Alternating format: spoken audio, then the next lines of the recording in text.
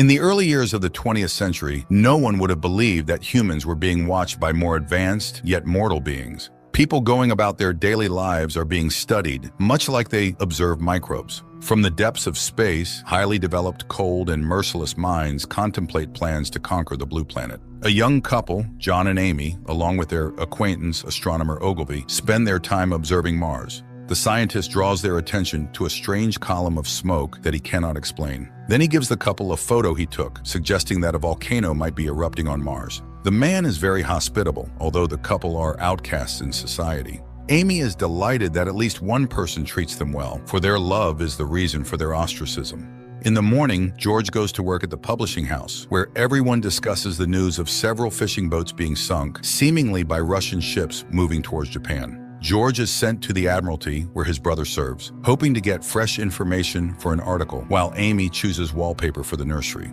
The shopkeeper, upon learning who she is, still agrees to make the delivery, which Amy takes as a good sign. Upon arriving at the Admiralty, George listens to the British War Minister's tirade about the superiority of the Anglo-Saxon race, then meets his brother, who is very hostile. George invites Frederick over, but he leaves without saying goodbye. Later, he suggests to his wife that she should go to college, as she is very smart, and confesses that his brother has not changed his opinion about their actions. He regrets dragging her into this adventure, but Amy reminds him that she chose it herself. As long as they are together, they can overcome anything. At this moment, a distant rumble is heard outside. Frightened people run into the street, where they see strange clouds. Ogilvy finds a fallen meteorite. In the morning, the trio goes to the site. A huge round object lies in the middle of the forest. George suggests it's a giant projectile, but then what kind of cannon could have fired it? Amy proposes sending a message to the newspaper, but the telegraphs aren't working. She insists George take a photo and go to the newspaper himself. The material will surely be published.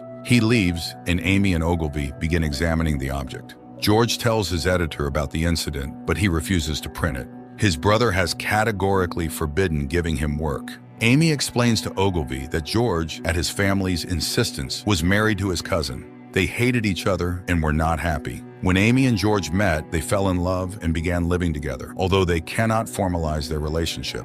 At that moment, the sphere suddenly cracks. Ogilvy doesn't have time to examine the details as the royal astronomer arrives, photographing the entire group first. George visits his ex-wife, asking her to sign the divorce papers. She resolutely refuses the traitor. Meanwhile, the excavation continues, and the meteorite suddenly begins to move and make ticking sounds. Excited people crowd around as George arrives. The astronomer approaches the object, which sheds its shell. The sphere rises into the air, while the astronomer bursts into bright flames. People try to extinguish him, but it's futile. Panic ensues, the crowd disperses. George grabs Amy and the sphere disintegrates into tiny pieces. The couple returns to the panicking town as another meteorite falls nearby. In the morning, George goes to the wasteland to find Ogilvy, but the area is cordoned off by the military, who believe there was just a fire.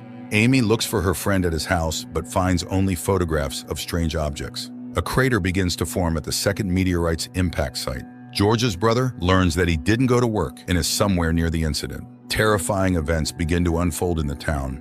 Something approaches, destroying everything and killing people. George catches a horse and, seating Amy on it, tries to leave the town when a giant Martian tripod rises over a building, making eerie sounds.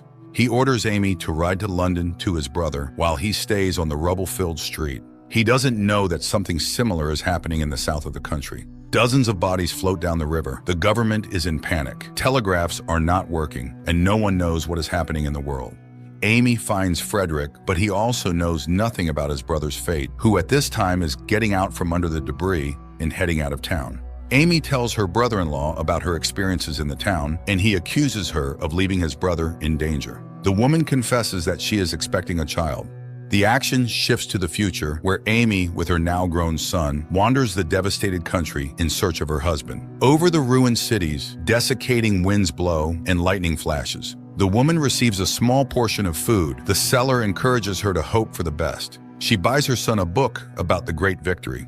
Meanwhile, George gets out from under the rubble and goes to his house, where, after writing a note for Amy, he ponders his next steps when he hears sounds in the garden and meets a young soldier who survived from an entire regiment. They decide to go to London, but along the way hear a child's cry. George intends to find him, but then the pair sees a huge tripod.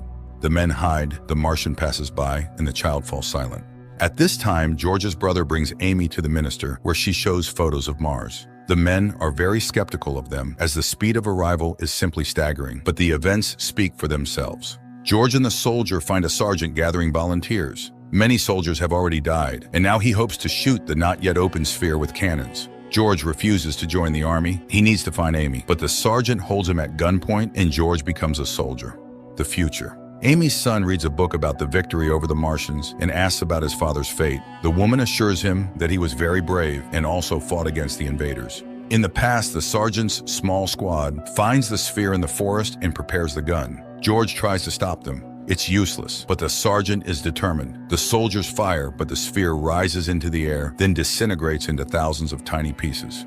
People celebrate the victory and go to inspect the crash site, but at the next moment, a Martian tripod rises above them. While in London, the minister tries to convince the crowd that the British troops are the bravest and the guns are the best. The alien fires on the military detachment. The fleeing George sees Martian tripods behind him and realizes that there are already many of them on Earth. Amy sits on the steps of the Admiralty when a Martian tripod appears from behind the building. People run as he sprays them with deadly black smoke.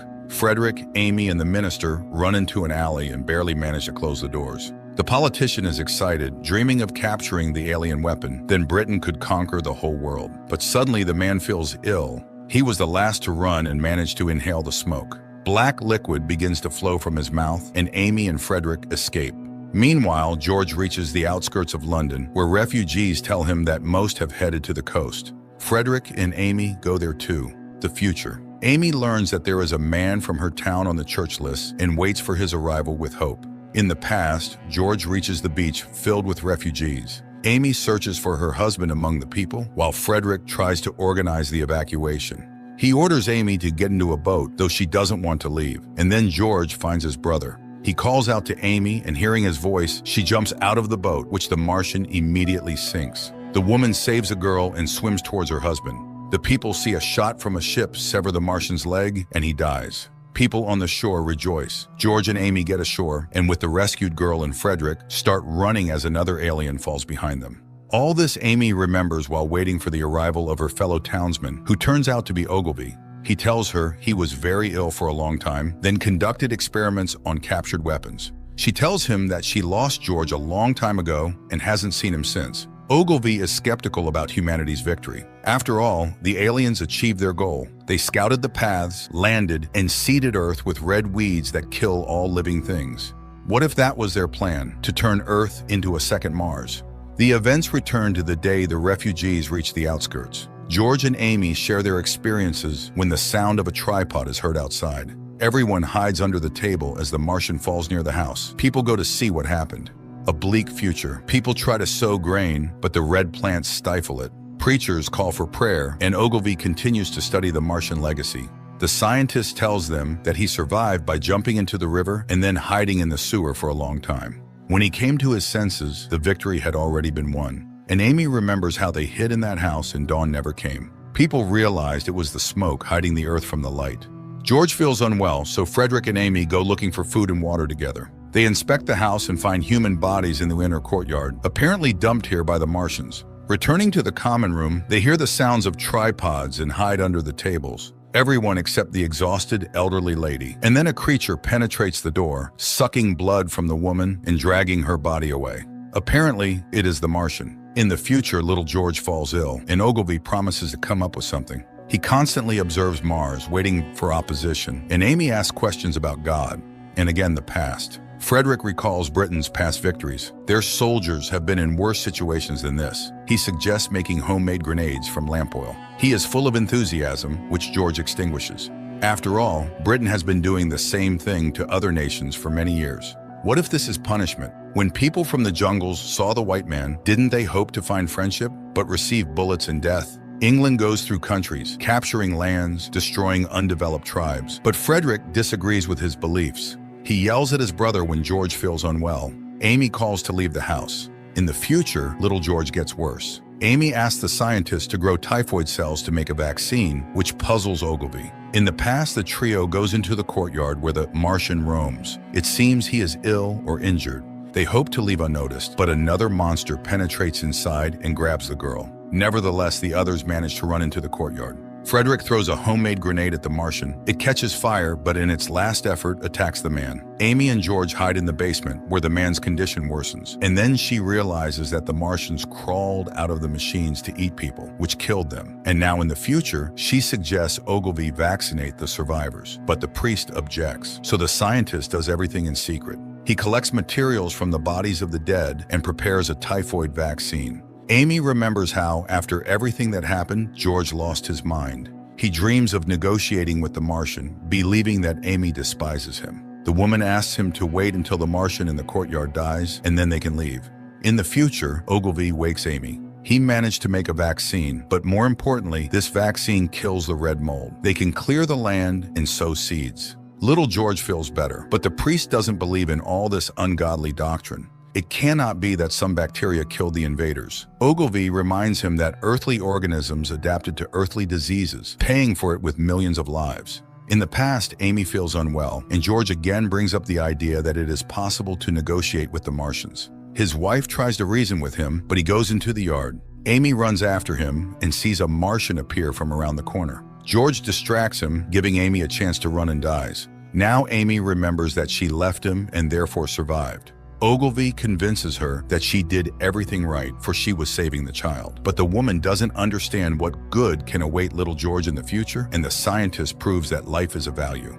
Then she reached their former home and found the note George left for her. Here, her son asks his mother to tell him what is on this planet, and the woman begins to tell about distant India, where she grew up, about the sun, blue sky, mountains, and animals. And then she sailed here. And although it was always rainy here, she loved this land where there were many children. George asks his mother to go where all this remains. Amy promises that it will all be, and heads to the land she and Ogilvy decontaminated, where the first shoots appear, and the clouds disperse, revealing the first rays of the sun.